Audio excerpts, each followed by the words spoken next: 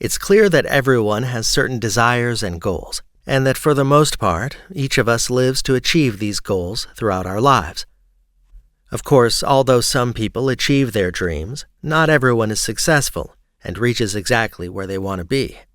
Research shows that the main reason people fail to achieve their goals is because they act without a plan or don't plan properly. There are a number of popular methods for building a successful plan. One of those methods is the SMART goals method. The emergence of the term SMART goals is associated with the names of two people. One of them is Austrian business consultant Peter Drucker, who is said to have coined the term in 1955. Another is George Doran, who played a major role in the development of that method in 1981. As for the term itself, although the word SMART means clever, the word SMART is actually an acronym, with each letter standing for part of the SMART goals criteria.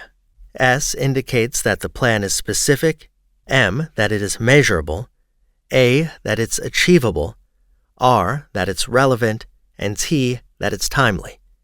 Now let's take a closer look at these criteria and see what each of them means separately. First of all, the goals you'll set to achieve your goal should be specific and concrete. We mustn't forget that non-specific goals can reduce your motivation and productivity.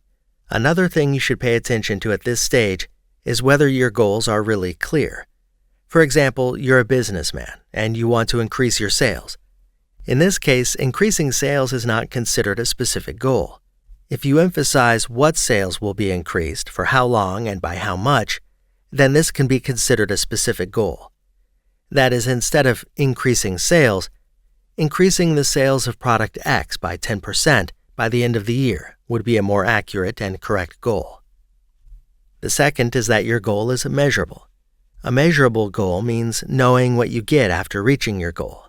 Simply put, being able to see the difference between where you started and where you ended up is one of the main factors. An example from the business world would be reducing the annual advertising expenditure by 15%. Third is making your goal achievable. In different sources, it's said that the explanation of Title A is agreed instead of achievable. Achievable means realistic goals. In other words, in order to achieve your main goal, the goals you set for yourself must be realistic. When choosing these goals, you should consider your potential and choose realistic goals that you can reach. Otherwise, not being able to achieve after setting very big goals will reduce your motivation and possibly even push you away from your goal altogether. For example, if you're aiming to increase sales of a certain product, you may be more successful by targeting a 10% increase than by targeting a 20% increase and overloading your employees. In the fourth step, you should pay attention to whether your goal is relevant or not. It's about how well your goal fits into your bigger goals ahead. For example, a company trying to grow should naturally invest more and work harder. For this reason, reducing the number of employees in certain departments in order to save money may not be a step in line with the main goal of a company whose goal is to grow. Lastly, your goal should be timely. In other words, your goal must be completed by a date of your choice.